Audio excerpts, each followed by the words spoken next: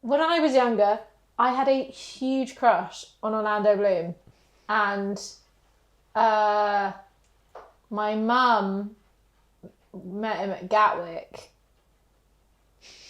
and she was like, "I'm really sorry to bother you, but I know a kid who would just absolutely love your autograph, like make their whole life, like if you don't mind." And he signed a napkin or something, and she fucking got it for the kid that I babysat.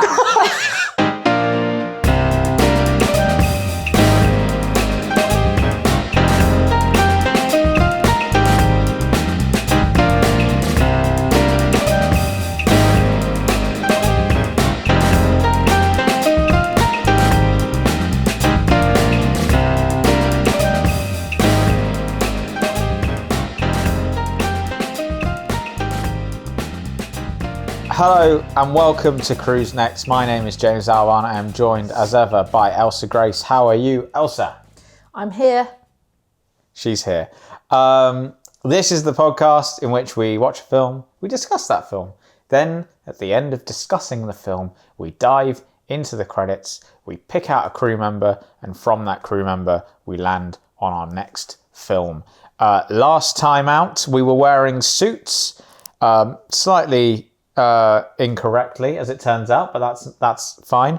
He wore a suit. He wore a suit for the film Phantom Thread, and we picked out the stunt driver of that film, Jamie Dobb, and that led us to our film today, which is Deep Cover. Did you remember the cupcakes? How's it going with the comedy? Someone said that you're teaching? Improv is all about being in the moment. I want proper work. I'm an actor, I can be anything. You're from the Cotswolds, you're not Al Pacino. Thank you so much, everyone. I'm looking to work with someone just like you. Oh, are you like an agent? Detective Sergeant. It's a program using improv comics to take down criminals. 200 each. You in? This is just another round of improv. When in doubt, drop it. Yes, and. Anything else? Yes. And. You look great today. Oh, thank you. Just the sort of coordination. Thank you. Do you know, so here's a story before we get onto the film. We're going to need to fill time on this podcast anyway, I feel. Is that... My notes. I was wearing this outfit a couple of weeks ago, and a woman stopped me and said, "I love your outfit.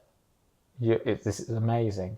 And then immediately started trying to get me to donate to a charity. And that, I felt, was, like she'd lured me in there with a compliment. And I felt that she didn't really mean it. And then I wore this to the basketball on Sunday. This is not interesting for our listeners. No, I just like that story. Water's wet, James. Do you know what I mean? What? I don't know what to say to that story. I was just left feeling quite sad. Obviously, that's what she was doing. Yeah, I know. No, you look great. You do. Really. I know, but what I'm saying is, I felt. But that's what they do. No one ever compliments me out in the wild, and and so it was like a moment of like, and then she immediately crushed it with like, give to my charity. But then I wore this to the basketball when we went the other day, and I was sat on the overground on the way back. And as someone was getting off the overground, she walked past me and said she loved my outfit. And she wasn't asking for any charitable donations, so she redeemed Planet Earth for me. Or did she give you the compliment and then you went, "Don't ask me for money"? I know your game. And I ran. I didn't give it then and I won't give it now. I ran the length of the carriage. Either way, win's a win. Yeah, well done. Thank you. But you look great. Thank you. I think that's the thing though. I mean, it's sad, isn't it? But it's a thing I've been confronted a lot recently. Recently. It's the kimchi. You're doing the Chris Eubank. Kimchi. Men don't really get compliments a lot. No, they don't. It doesn't happen. Out and about. No. But it's because we're scared of you. Do you also think from a woman's perspective as well, as if a woman gives a man a compliment, is there the worry that from the woman's point of view, that the man is then going to take that as a woman like hitting on them, and then like engaging too much? Sometimes it's like, oh no, I didn't want to talk to you. I'm going somewhere. I don't want to engage with you. I just was giving you a compliment. I have given compliments. Lucky for me, I just do not engage. So I give compliments to men that are quite old. Right. Like I would say 70s and up. Right. That don't really speak English. There's a guy on my road, one of my neighbours, who every time I see him, I say salam alaikum, and he goes alaikum salam, and then proceeds to talk at me in Arabic for a while. And God bless this man. I wish I could talk back to him. He is so sweet. And I always give him a compliment, but he doesn't understand it. I'll be like, shoes, very good, very nice shoes today, stuff like that. I think, there's the worry that you just want them to know, my guy, you look fire today. Do you know what I mean? But then that's it. I think I'm not there's saying also it because I want something, and I do feel like, don't at me for this. I think sometimes on the street to strangers, men will give you a compliment because it's the in, and they kind of want something back from that. And whether that's an interaction, that's the worry in the opposite direction. In that sense, is that you don't want a woman to feel like you're trying to get something right. Yeah, because like there's been loads of times where you see people wearing lovely outfits, like, oh, that's a nice coat or whatever, but you don't want to say it because you worry that they are then thinking that you're trying to hit on them rather than just like being like, that's a nice thing. And it's so tough, right? Because it's so hard now for men or young men to like approach women out in the wild with the best of intentions, because we're also on our guard and you don't want to look like a creep, or you like, it's really hard for guys to, I totally get that. I think my advice in that situation would be if there is a woman that you want to give a compliment and you're worried about, giving that impression, do it on the move. Yeah, do it on the way out. Drive-by compliment. Which is what the woman did to me on the overground. She was getting off. Yeah. I was very clearly planted in my seat, and she, as she walked by, said, "I love your outfit, by the way," and left. And I was like, that's a good way of doing it, because I feel good. You've given the compliment, which is a nice thing to do, but there's no, I mean, I wouldn't have anyway, obviously, but there's no like thing of like, now she's stuck with me and I'm going to be talking to her or whatever, Or I think that's it. It's a drive-by compliment, isn't it? Do a drive-by, you're walking past them and they're stationary. Or recently I was reading and I was walking somewhere and a guy was sat on a bench, and as I walked past, he clocked the book. Or he was like, "What are you reading?" I said what I was reading, and then he quoted me something from the book as I was walking past, and I was like, whoa. And I had a moment of like, hey, and carried on walking. And he allowed me that space to carry on with my day, and if I wanted to stop and talk to him about it, I could. If I didn't, I could keep going. Yeah. But it's, a lot of the time you do get people literally standing in front of you and stopping you going to give you a compliment, and it's like, oh, it's so scary now. Yeah. We nailed that. I think we did, yeah. I think we're both better people for having had that conversation. Wow, congrats us. Let's do a drive-by compliment for someone on the streets today. Oh, okay. And then report back how it went. I didn't do it well. I got stuck with them in a lift for an hour. I'll see you with a black eye and I'll be like, I don't know what happened. Also, that's the other thing is men don't give men compliments.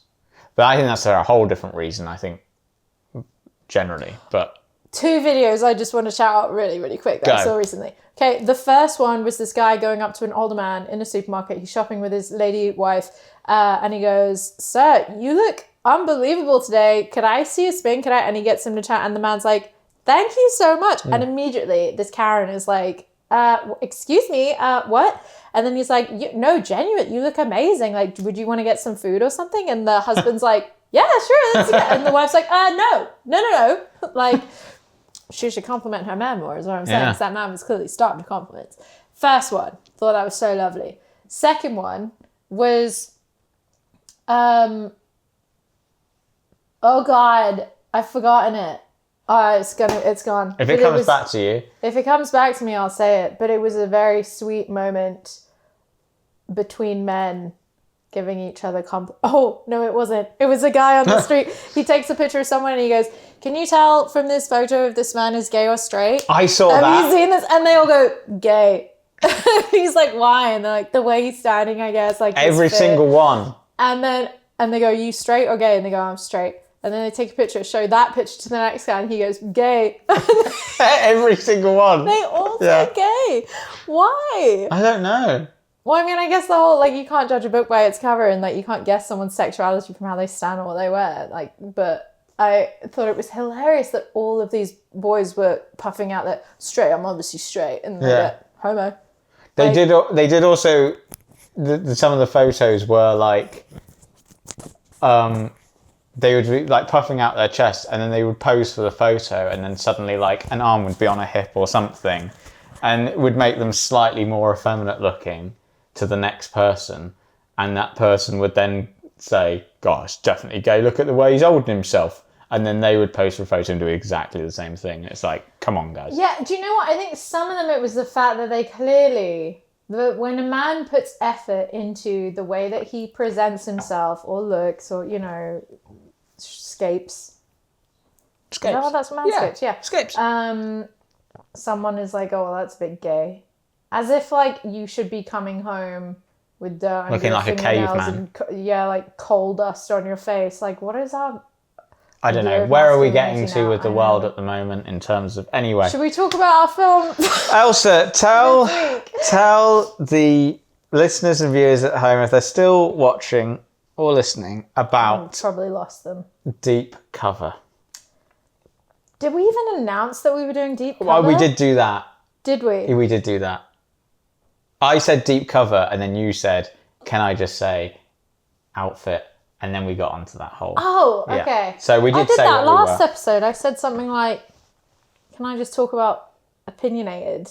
Yes. Yeah. Oh, what's wrong with me? I don't want to talk about films anymore. Just social justice issues. Deep Cover. Film by Tom Kingsley. Came out in 2025. Amazon MGM big Hollywood blockbuster, except it was shot in London. Follows 3 improv actors. We'll get into that. 3 improv actors who are hired by the police to go undercover to bust a sort of low-level crime ring of some dodgy cigarettes. Unfortunately, one of them, Marlon, played by Orlando Bloom, is a little bit too method, demands more. And so the guy's like, "Oh, okay, we can tell you to buy some cocaine." And then they end up being a part of a much bigger drug ring. Chaos ensues. Mm-hmm. And hilarity also ensues. They bust that drug ring. And yeah, that's effectively the film. Not loads that I could say about this film. Good cast. As an intro. Very good cast. Bryce Dallas Howard plays Kat, who is the teacher of the improv group that Marlon attends. Marlon is a very serious, sort of straight actor who just keeps getting very crappy commercial ads. And he's the pizza knight. He's the pizza knight, and he blows the audition because he just wants to go method and, you know, really get into the grit. And they're like, "Well, this is a condom commercial." Yeah. Or it was Viagra or something. Something like that. Nick Mohammed. Nick Mohammed plays a sort of quiet, introverted office worker. Really playing against type there, Nick Mohammed. Allow it, I love him. No, I so love much. him too, but it's, you know, if you like Nick Mohammed and like what he does, that's what he's doing in this film. I would love to work with Nick Mohammed. He seems like a lovely guy. I'm going to say it like I think his wife's a lucky lady. There you go. He must live near me because I've seen him several times in our local supermarket. Waitrose? Correct. What? Yeah. Why didn't you tell me I'd come around so much more? Like especially after like the trailers. 3 or 4 times. Actually, like, my heart broke a bit when he betrayed... It doesn't matter. Yeah, we're not talking about trailers Great now. celebrity trailers series with him in it. Yes, he plays a sort of like socially inept, introverted office worker who, despite his best efforts, cannot seem to form relationships or, you know, has been cautioned for his inappropriate social behaviour at work, where I think he told his manager to fuck off because he was trying to make people laugh. And he sees a poster to build confidence in improv classes. And he goes along. Kat is approached by Sean Bean. Sean Bean. Oh, we love Sean Bean here. Sean Bean. Here at Cruise Next, we love Sean Bean. Who doesn't love Sean Who Bean? is a police officer who's recruiting them to bust a cigarette ring. Turns out, dirty cop. Dirty cop, innit? Dirty Sean Bean. cop. But Kat basically looks around. The people that she would maybe hire to do this job with her are being cast by, you know, casting agents and picked up One by of whom managers is Anya, is it Magliano? Who is on the Weekend Update on SNL UK. That's who that was. And shout out to her. I think Shout she's funny. out. Doing good things. Doing good stuff. And the only 2 people left are Marlon and what's his name? Right. To be honest, I can't remember what the characters' Hugh. names are in this film, but it's fine. Hugh. His name is Hugh. Hugh. It's because when they go undercover and they're like, "What's your names?" He's referred to as the Squire. The Squire. The Squire. And then Marlon, Orlando Bloom goes with Roach. Yeah. There were a few And moments of this film. the drug guy is Paddy Considine. We should say as well. Yeah. And his assistant, Fly, he plays. Yeah, and his like assistant, I forget her name. Sonoya Mizuno. Is from Ex Machina. Shosh? Yeah. It's the other robot lady in Ex Machina. One of Alex Garland's preferred, I think. And then she went on to do like, I think she's in Game of Thrones.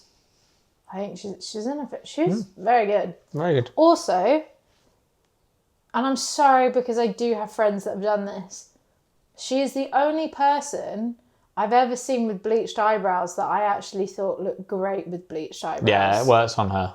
It's a hard look to pull off. She looked great. Yeah, she looked but cool. I'm wondering if maybe it was because the hair was also bleached. My friends who've done it before, it was a look. But they gone like dark and then bleach. Right, yeah, that's difficult to pull like off. Kylie Jenner at the Met Gala. Yeah. It's strange. So, good cast. Matt Smith doesn't have any eyebrows. Doctor Who. Think about it. He doesn't. Yeah, my dad doesn't really have much in the way of eyebrows either. Really? He is a bald man, so maybe that is. But then he's still got a big beard. If he's bald and he doesn't have eyebrows, how can you tell if he's surprised? You can't. Yeah, he does. I mean, there's a bit, but it's very a powerful little. looking guy. It's very little on the eyebrow front. But I think that naturally happens as you get older. My mum doesn't really have any eyebrows. And you don't really... It's not something that you clock because it is befitting of a lady of her wisdom. I'm being really careful because I know she's going to listen to this. Cut it out. We are going all over the place at this point, but good cast. Really good cast. Solid cast. Solid cast. Which I think shows that if you have good casting, anything could be good. I think Tom Kingsley, good pedigree as a director in terms of comedy, like did Stathlet's Flats as a director. He didn't write it, but he directed it. And there's quite a few Stathlet's Flats alumni in it. Katie Wicks appears at one point, and the real police detectives who are tracking the case, they're from Stathlet's Flats and stuff. I wrote it as well. Ben Ashenden, he was one of the writers, and he played the lead detective or whatever. And it was, there was like NYU alum as well. There was like a writer. There were like 5 writers on this. Yeah. It's quite a lot. Yeah. Buyers, eh? He looks like a fucking accountant. He's already into the city crowd. Got his start in securities fraud, then pivoted to after-hours supply when regulators got wise. First name terms with every CEO in London. They call him the Squire. Good day, sir. What did you think of Deep Cover? Did you enjoy it? It was alright, wasn't it? It was in a bit of fluff. Does what it says on the tin. I liked it, yeah. I'm really annoyed because there were like 2 points that really made me laugh out loud. And you can't remember And them. I should have written them down and I can't remember. I'm fairly certain that they were Nick Mohammed moments, possibly Orlando Bloom moments. I think I laughed out loud when Ahmed Jalili got hit by the van. That made me laugh. When was that? You know, Ahmed Jalili was playing the Iceman and they had to go and get something from him. They had to get money from him or something, and he then jumps out, he like runs out of the house and then immediately gets hit by a van. I thought that made me chuckle. There was actually quite a lot of points that made me laugh in this film. Cannot remember any of them, but I think maybe this is the problem with the film. Is that it's not memorable. it's a good time. It's a romp. It's a fun romp. It's a good time, but once you turn it off, I don't think you're going to think too deeply about it ever again. There was a quote at the start of the film About improv. It was like improv. Doing improv is like going to war. If you want to be able to kill, you've got to be willing to be killed, or something like that. And I thought that was quite funny. Yeah. Improv actors, story time. Selling, everybody. Are some of the most. I thought you were going to be like, improv actors are some of the worst people. No. Oh my god, that made me jump. So did I. Yeah. Yeah. Oh. Bit on edge, aren't we? Yeah, Jesus. Saw that kimchi. Yeah. Improv actors, bit funny as people, bit strange. I have been in a couple of improv groups. That doesn't surprise me. Some really fun times.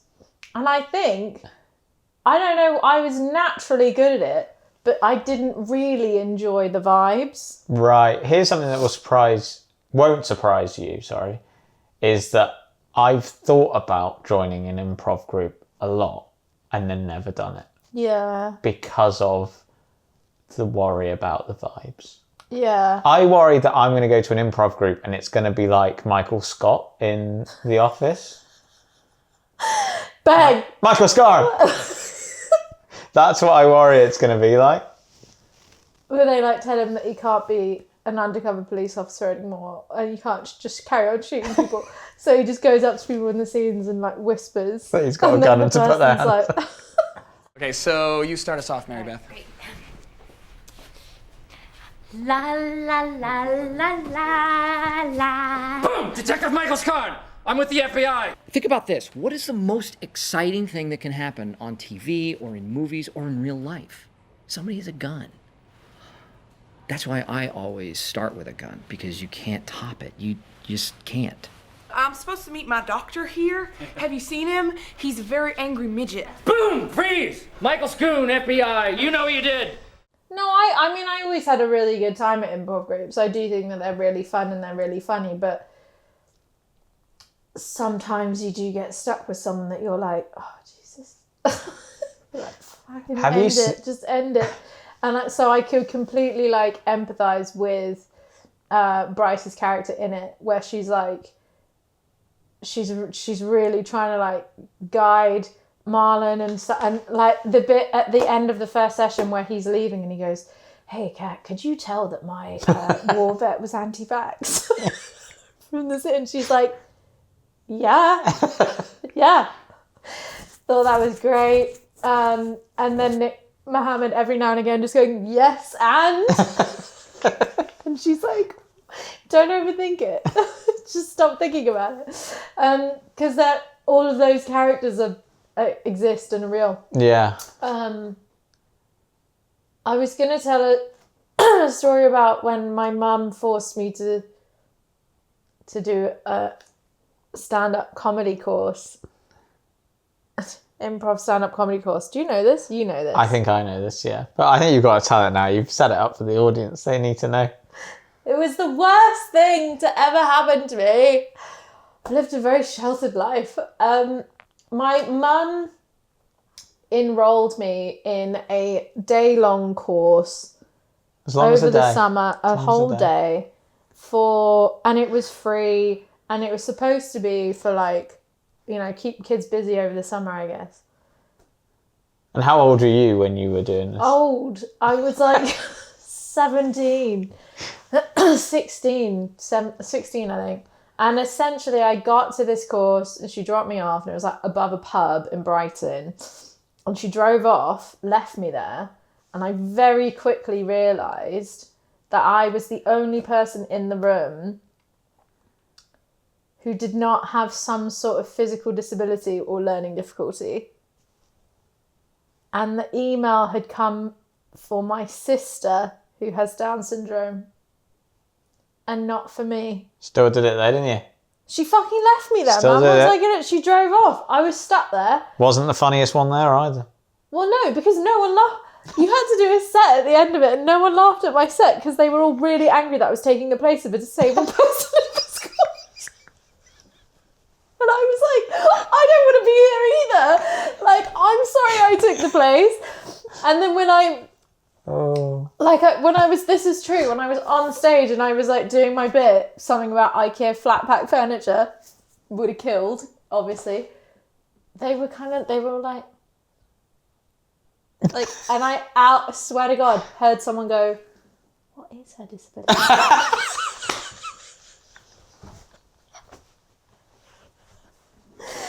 Horrible. And it's my mum's most favourite story to tell. At least you didn't pretend. Like, at least you didn't put on some sort of disability. That would have been incredibly offensive. I just didn't want to be there. I didn't want to engage in it more than I had to. I felt really bad about it. They were like, it doesn't matter, but... I mean, I will say, not all disabilities are visible. So, for that person going, what is their disability? Well, you don't know. Yeah, maybe I had a mild form of epilepsy. Yeah, you don't know. Yeah. Yeah. I don't. Anyway, basically my nightmare would be like this scenario. But actually, that said, if you were hired to go undercover, yeah. I was going to be like, what would you do? Would you accept?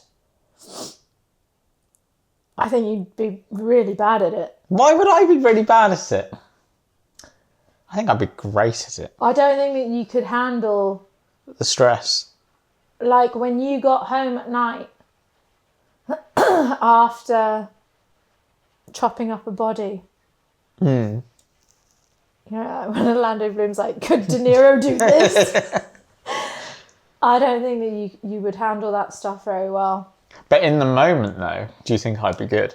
Like if we were sat in front of a mafia. Yeah. Yeah, actually. Yeah. I'd get the job done. Insulting, I might have some trauma later on, but yeah. I think in the moment, I'd get the fucking job done. Yeah. And that's what it's all about. I think that, yeah. Oh, thanks. I think you'd be good. Thank you. Yeah. You're quite good at blagging, I feel. I'd be upset about killing someone if it came to Well, I'd have to do the killing, wouldn't I? I don't think I'd let you. I'd find a way around it. I'd be like, it's not our battle, man. We can't. Yeah. I could chop up a body though. Just not kill. I couldn't kill it. I could get rid of, and I would help. Depends on the circumstances as well, doesn't called it? Me, or I hope there are no law enforcement people listening. You would help me bury a body? 100%. Would you? 100%, yeah. Does it not depend on the circumstances though? Yeah, context is important. And I think I would definitely, I'd need you to tell me every detail of like what happened, because I'd be like, more likely than not, you're fumbling a bit, and actually we could probably just go to the police and they'd be very understanding. Yeah, actually, you didn't even kill him. Self-defense. I am the kind of person though, I think I could be the kind of person that would like admit to a crime that I didn't commit. Which is actually very common, apparently. Darren Brownie. But I remember when I was... actually, would I? Maybe not anymore. But when I was a child... You know you didn't do it? I know I didn't do it. So why would you confess? But could you be convinced to? Well, that's different. Basically, there was once when I was a child at school, and it was like, I want to say it was like primary school or something. Some other kid had like gone and drawn over all these, over loads, or like ruined loads of stuff or something. And the teacher was furious, right? And the teacher was like, no one was owning up to it. And they said, if no one owns up to it, then you're all like missing break time, or like you're all going to have to stay later. So I hadn't done it, but I said I'd done it, because I didn't want everyone else to like miss out. Noble. But the teacher saw through that quite quickly. Yeah. Like, she's let everyone else go, but then immediately afterwards, as soon as like she was about to punish me, and I was like, I didn't do it. I think I did similar things as a kid. I know as an adult I've done things like that. There was do you remember when I was in... I'll go to it. Very, very vague. When I was travelling, and there was that couple that took a bunch of vodka from behind the bar after hours, and then and then I the next day went to the owner and I was like, I took some vodka. Can I pay for it? I'm sorry you were asleep and I didn't want to wake you up. And he was like, yeah, how much vodka did you take? And I was like, I drank a whole bottle. And he was like, you drank a whole bottle of vodka by yourself? And I was like, yep.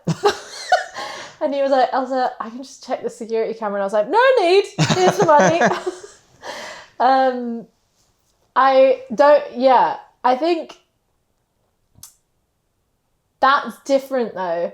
Being just generally great fucking heroes is different to admitting to a crime, believing that you did the crime. Oh no, I wouldn't believe that I'd done something. No, but then I couldn't be admit to it. In that scenario, no, true. I cared a lot about the owner who I felt had been cheated out of some money, and that was his business. And so I, but like, no, I retract everything I just said. I wouldn't commit to a crime. Well, I thought you were talking about like Darren Brown. Do you remember he did that social experiment where the guy was like, I can't remember, but I feel like maybe I sleptwalked and I stole this necklace. And he took himself to the police station. Also, I thought maybe it was like that. I do think though, I don't know, social manipulation. Imagine that you're in a group scenario and, you've had a few drinks or something. If enough people came up to you, I've got a great example. On SNL, I really want to remember who this was, but I think it was Martin Short. Fred Armisen went up to, at the 50th SNL reunion show, after thank yous, went up to him and said, you said someone's name wrong. You said, who was it, Paul McCartney? He was like, you said Peter McCartney or something. He was like, was that like a bit? Was Fred Armisen just messing with him? Yeah. He was like, was it a bit? And he was like, did I? And he was like, yeah. He was like, did you hear him say he said like Peter? And the guy, whoever it was, just played along. They were like, yeah, I thought it was like a bit. Was it not a bit? And it took him like the rest of the day or longer. And he went to go to apologize. And I think Fred Armisen then was like, it was a joke. It was a joke. I could so easily be convinced of something like that. Or like if you had a few drinks, if enough people came up to me and was like, oh, you called her a bitch. I think especially post drink, I think I don't know if you get this. I mean, I get terrible like hangover anxiety. Crippling. I don't even really get hangovers. And I'm like, and I'm not anxiety. And I'm actually like, as a drunk, I'm just generally the kind of drunk that's a bit giggly and will just tell you how great you are. That is just generally what I do when I'm drunk. I'm not aggressive or, controversial or anything like that. But even then, the next day I'm like, did everyone hate me last night? I don't know. Like, but then that's me generally, I feel. I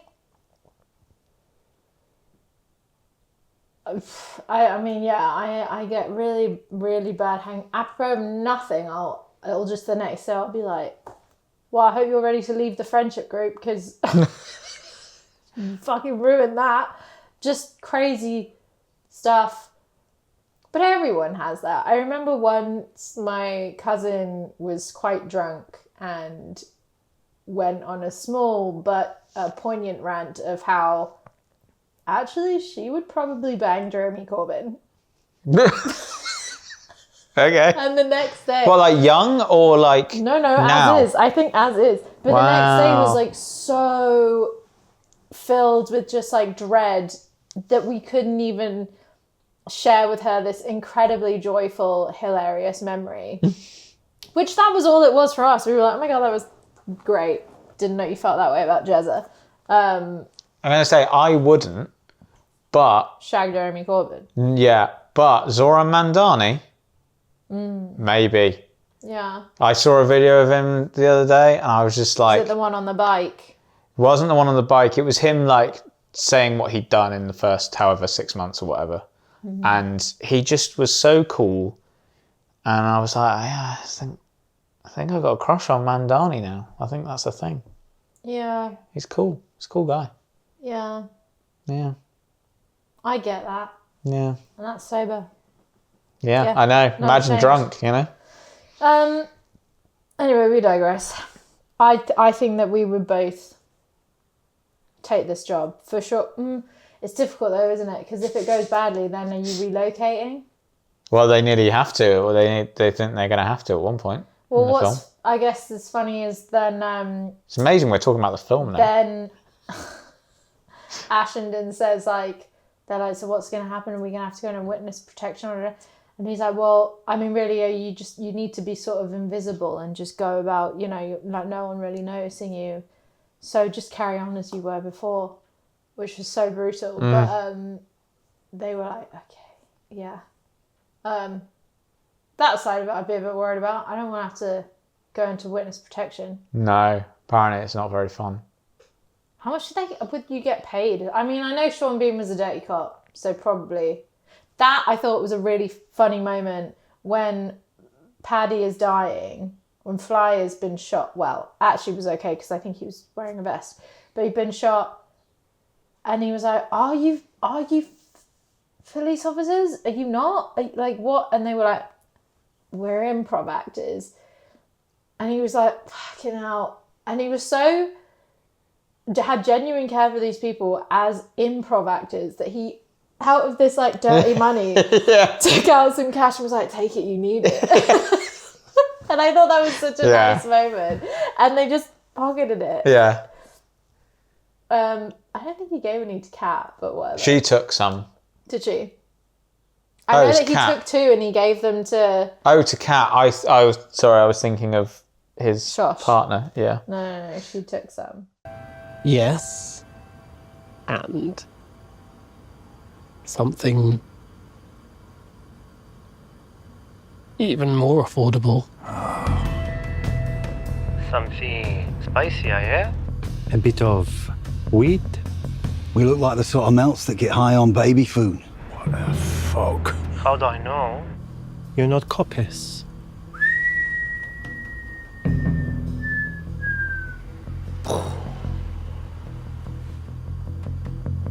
God, that's right, won't I? Ask again, I'll take your tongue out your head. I really enjoyed Shosh and Hugh's little romance dalliance. Yeah, I like it as well when she leaves at the end, and Orlando Bloom's like, "In another life, Hugh," and he's like, "No, we did actually kiss. Like, we did. we kissed and stuff. We did kiss and stuff." That was funny. I think Orlando Bloom is really good at comedy. Because I always think of Orlando Bloom, and no offense to Orlando Bloom, but I'm not necessarily. I think he's a better comedy actor than he is a serious actor. I think he's really funny. I think he. I'm not saying he can't do the serious stuff, but I think he's better as a comedy actor. I think he's a good comedy nice. actor. I think he's a good comedy actor. I think he is a good action actor. Yes. I thought he was an excellent Legolas. And then the only things I've seen him in really that are like drama, I guess, he did this film called The Milk Kid or something, where he plays a boxer and he does, The Calcium Kid, is that what it's called? I don't know. The Milky Bar Kid. Can't really remember. Yeah. When I was younger, I had a huge crush on Orlando Bloom, and my mum met him at Gatwick, and she was like, "I'm really sorry to bother you, but I know a kid who would just absolutely love your autograph, like make their whole life, like if you don't mind." And he signed a napkin or something, and she fucking got it for the kid that I babysat. I was gonna say, I know a kid. I was like, not your daughter. No, a little kid called Gabriel Littlewood. Shout out, nice guy. He's an adult now. I think we might work together soon. But like, unbelievable. And fair enough, he knows this now, I hope, in case he's listening. I don't want to ruin this. His mum got him a Legolas poster and fake signed it from Orlando Nice. Bloom. As far as he knew, he already had his he autograph. already had one, yeah. Yeah, thanks, Mum. We don't forget. You think as we get older we'll forget. We don't forget. I remember. I'm going to get you an Alan Titchmarsh autograph. We'll see. And then I'll give it to the neighbour. Oh yeah, that reminds me. I'll do that for you later. Yeah, I think Orlando is a good. I think he's funny. He's but it's because he's playing it straight. That's what's funny, right? Yeah, it's that old. Like the cut on the thing when Sean Bean's like, "The fuck is that?" And he goes, "Oh, get rid of it. I can take notes." Great. Very funny. Yeah, I think he's a, and you don't see him actually do a lot of comedy, really. Really. Like that and his episode of Extras is the only real thing I can think of him doing comedy. He should do more. Yeah, because I think he's actually really good at it. I think it's probably some of the strongest stuff I've seen him do, which is not to downplay like the rest of his career or whatever, but like, you know, he can do the action stuff like Pirates of the Caribbean and stuff like that. But yeah, I just think he's good. I like him. I was up for something with him last year. I think maybe it was an ad. Right. It must have been an ad. Yeah. So sorry, that was so unimportant. I almost did a job with them, but I didn't.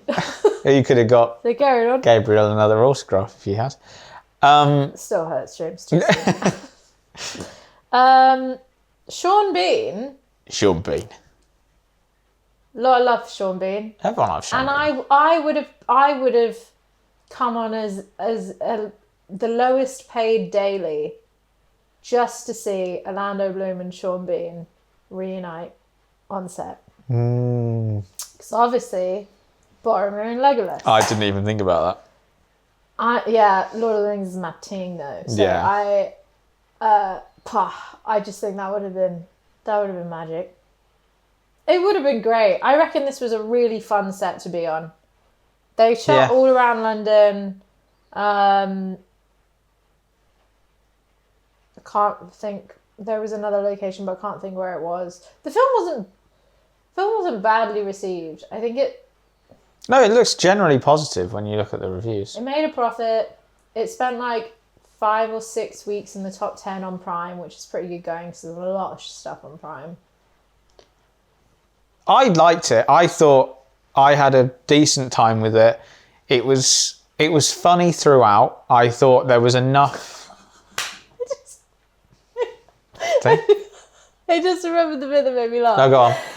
No, carry on. No, because you'll forget otherwise. No, I will. I'm joking.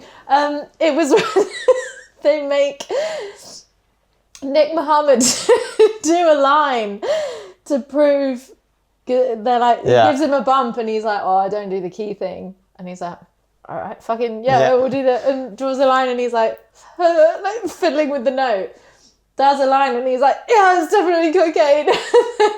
And then Orlando Bloom goes, how do you know the other saying flour? Because there's like 2 other bags. And Nick Mohammed's like, why would you say that? He then has to do a line of each, yeah. I just thought that was so funny. Because I can imagine. I just thought it was great. Yeah. No, there were lots of funny bits in it, I thought. And it kept me laughing throughout. Some of the action stuff, was kind of well done. Ian McShane turns up as the big overall baddie, doing a questionable Scottish accent, it has to be said. But, fine. Dune. He starts sounding, what? Is he not Scottish? Well, Ian McShane is a very Scottish voice, but I only really know him from John Wick, where he definitely isn't Scottish. He's kind of that kind of gruff, almost slightly Cockney kind of thing about him. I didn't think that Scottish was that bad, but I do think that he was going in and out of different Scottish dialects. Yeah, he is English. Okay, so this is just another round of improv, yeah? So remember the fundamentals? Yes, and. What character are you bringing in? I don't think we need to bring in characters. Maybe a single mum desperate because she can't afford a Marlboro Reds. Sure. And I'm your brother. Right. In-law. A cobbler who got addicted to the shoe glue and lost it all on the back streets of Manchester. That got dark. That's cobbling. What about you, Hugh? Any accents up your sleeve? Hey up, you fucking pillow! I think just leave it. I agree. I'm so it's just I'm Listen, nervous. don't. Relax. Just follow my lead. We're going to give the impression that because there's not a lot to talk about, that the film was not very good. But I thought the film was perfectly serviceable and a kind of a good time. But it's just one of those films where there's not a lot you can pick apart. There's not a lot to analyse. But like, maybe we're stepping into a territory of what makes a good film, because I would say, well, we did Phantom Thread last week. There's so, as people that work in film and just cinephiles in general, there's so much more to talk about there of like how that was made and the development process and method acting and all of this kind of thing. But I would say that I enjoyed this film more. Yeah, correct. And like, it's that thing of like, what is, and I guess it doesn't have to be one thing, but like, what is cinema? What is film? And what is it for? And I think for a lot of people, it's really there just to take them out of the drudgery of their everyday life and escape a bit, watch a bit of entertainment, be entertained and go, that was all right, wasn't it? Yeah, that was good. That was good fun. And then maybe, you know, laugh about the jokes that were in it again down the line, right? And then there's other people, and we are two of them because we have a podcast about it, who like to sit and analyse and break down films and stuff like that. But it doesn't mean that we're also not open to those kind of experiences which are just like, you know, you go to be entertained and that is what you want a lot of the time. Like, you don't, I think if you always had a diet of really sort of intellectually thought out, like deep cinema that required a lot of analysis and thought, I don't think you'd be enjoying the art form as much as you could be, because I think it's about all of it, right? It's about taking all of that. Yeah.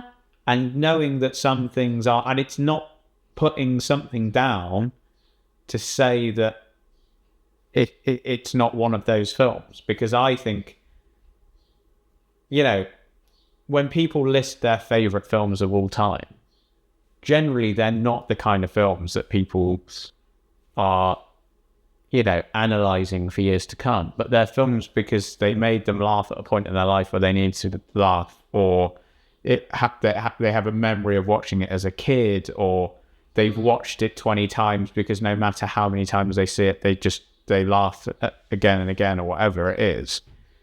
And I think those things are important for people. Yeah. I mean, that's why, you know, things like how we have this conversation where we say things like, you know, the Marvel Cinematic Universe is keeping the film industry afloat. And, you know, because there are some films that are just going to be really palatable for the masses that will have a guaranteed formula to put bums in seats. And you can feel however way you want to about that, but it's the truth, isn't it? Same with TV. I've seen TV that I think is like not really gripping, and if you're not a filmmaker, you wouldn't appreciate how genius it is. I'm trying to think of an example, but all I can think of is Severance, but I actually think Severance is really fucking exciting as well as really incredibly shot. But I did have a conversation with someone recently where they were like, I honestly, Severance was so boring, I didn't see what the fuss was about, blah, blah, blah. And I was just like, you're wrong. You're wrong. I mean, we can have a whole debate about Severance, but it will take up a whole podcast, I think, God. because that series 2 did not work for me. But to the point of what you're saying, I'm not wrong. You're wrong. I'm not. How many times did you watch it? Once. Well, you've watched series 2 of Severance more than once. The last series? Yeah, the series 2, yeah. I think I've watched it 3 times. Really? You liked it that much? It's interesting though, because as it was going on, until the ending, you were in the same place as I was. Yeah. But I did it, and it was... See, I think it's like a... It's a bit of a... It was a bit like a Nolan film for me. It was a bit Inception in that, like, I watch it again, and I get something entirely new from it. That was Severance. I just went to see Arrival at the Prince Charles. Oh, that's a great film. That's such a good film. Holy shit. I went with 2 mates who, they also had both seen this film before. Had you seen it before you... I've seen it before, yeah. But not in the cinema, and that's why we were all like, oh, we should really... It's a film. I haven't seen it in the cinema. Oh my God. We just left and we all went, I think that's a perfect film. Yeah. I think it's a perfect film. I mean, he has a pretty... Denis Villeneuve, at this point... He's the sci-fi man. But also has a pretty astoundingly good filmography. Yeah. You know, Prisoners, Arrival, Blade Runner film, I think, is great. I think the Blade Runner film that he did is a rare example of a sequel being better than the original. Which I know it's like people, that's probably controversial with Blade Runner, but I think it is better. I think they were kind of the same for me. Not in a disappointing way. I think it's a lot to even say that a sequel matches up to the first. Yeah. His 2 June movies. Like, I just think, he's doing James Bond next. I don't really love Dune, but if I wanted to watch a desert in real time, I'd just go out to Morocco. I liked part 2 more than I liked part 1, but that's because part 2 had Florence Pugh. Yeah, and stuff that actually something actually happened at points. And because it's got Florence Pugh. I went with my mum. I took my mum to see it, and she loves sci-fi. You know, she got me onto The Matrix and stuff when I was a kid. But like, we were both just like, yeah, the first one particularly is quite boring. Anyway, listen, I'll go. Sorry. Anyway, we're completely off topic again. But anyway, the point is, it's a film that is there. It's for the people. It's for the people. It got 90% on Rotten Tomatoes. And it's an hour and 40 minutes long, which we rate. So good. Back 90-minute films. And actually, it didn't do that good on IMDb. IMDb is a weird one, though. I don't know. You can have a. I don't know. Like IMDb, sometimes the scores are weird. I'd be interested to know how it's rated on Letterboxd. I don't think anyone's putting that in their top 10, but like, I'd be interested to know what like film fans. Yeah, but I liked it. What do we have anything else to say about Deep Cover? We haven't really said much, to be honest. This is probably the film we've said the least about. I know, and I feel badly about that because I was entertained by it. I thought it was a good time. Yeah. Do I have anything else to say about it? Not really. What would you rate it out of 5 pizza nights? Do you remember Pizza Night? He's the Pizza Night. Oh, right. Sorry, I thought you meant like a night where you have pizza. Come on, pizza now. I would rate it...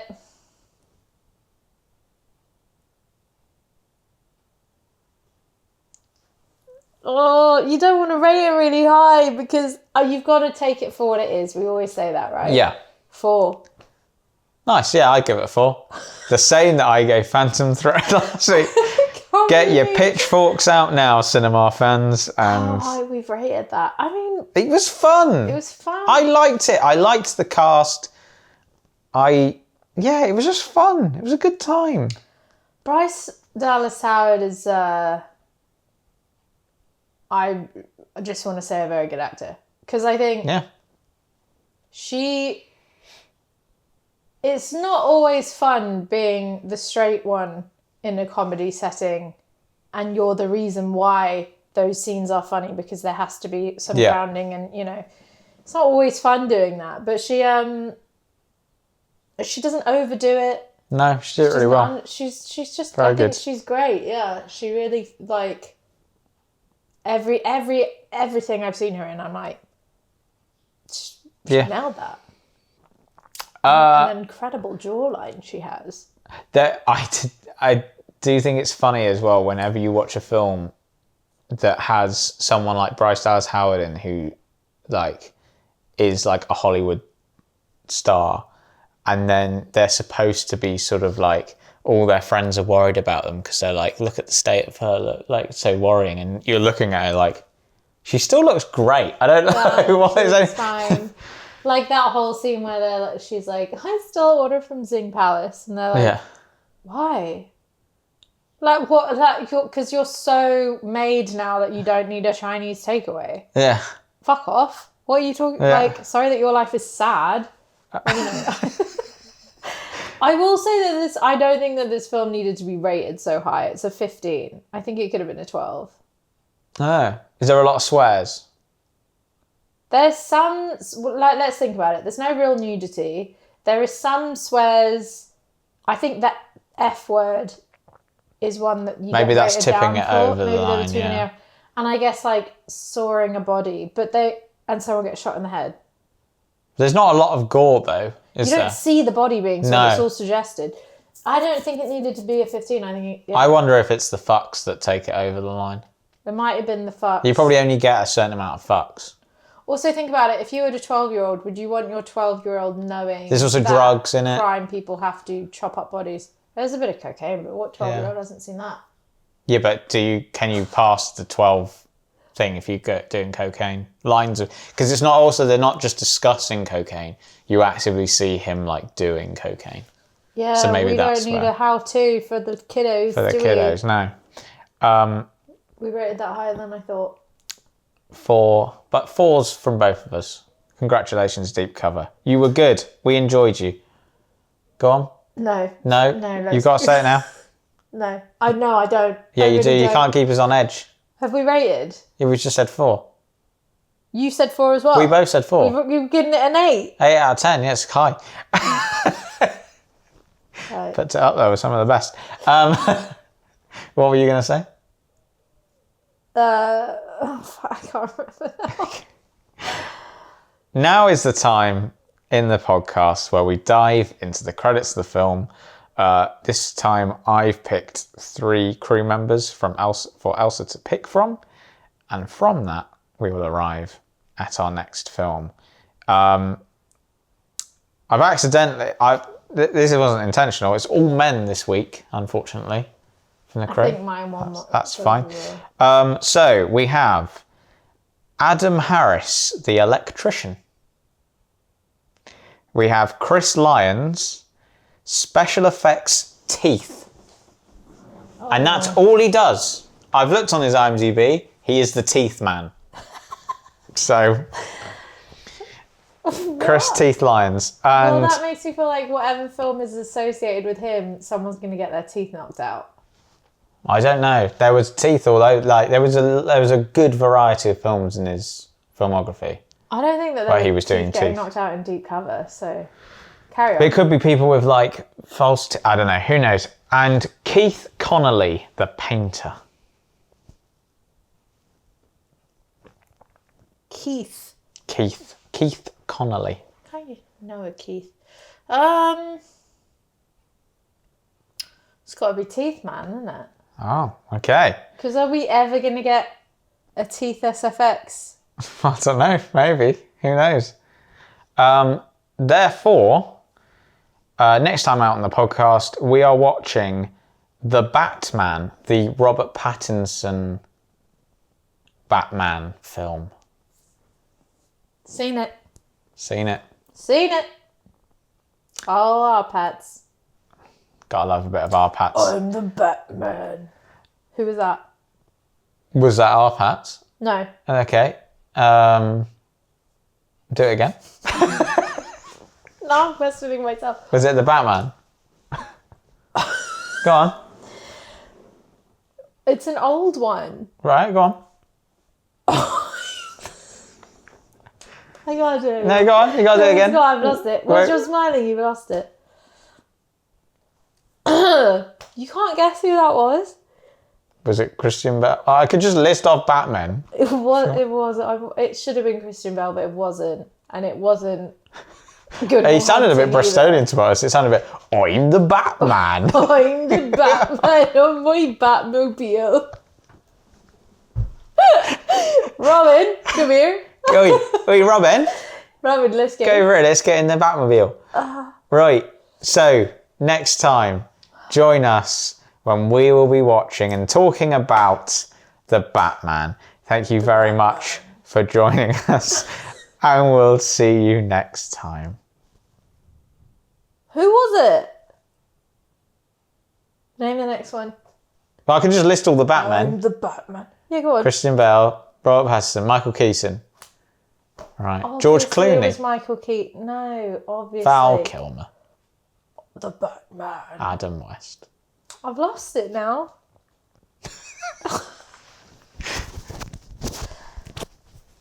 Good outro. Good. The Bat.